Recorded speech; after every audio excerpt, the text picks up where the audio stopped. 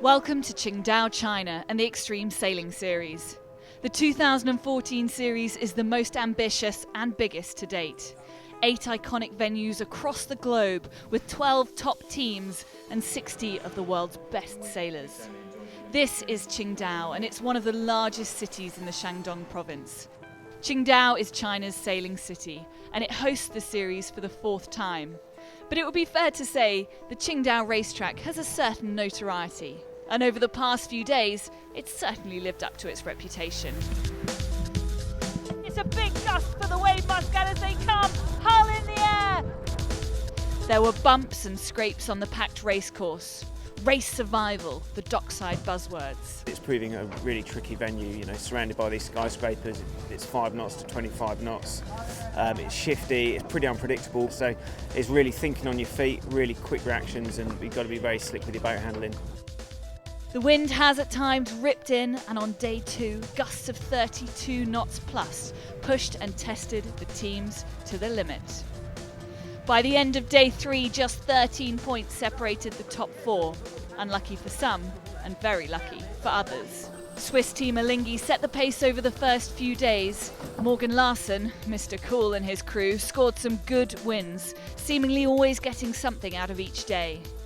But even they, at times, found the going tough and perhaps felt the pressure.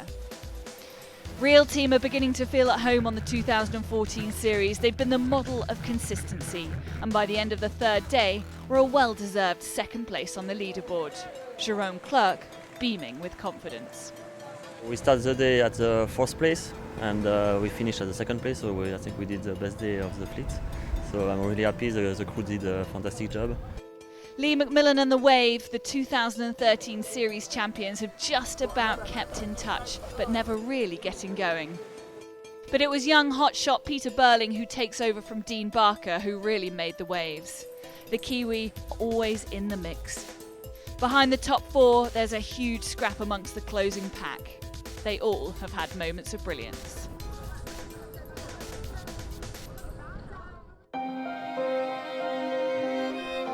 As discussions of the strength of the wind dominated everybody's thoughts at the beginning of the day, an awards ceremony took place.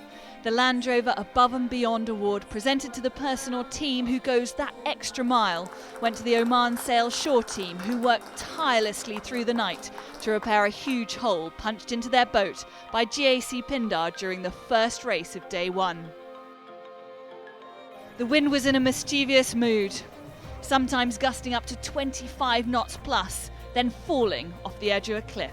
As a result, race formats on the final day had to be altered in the interests of safety, and the fleet was split into groups. There was plenty to play for. Alinghi, the team to beat.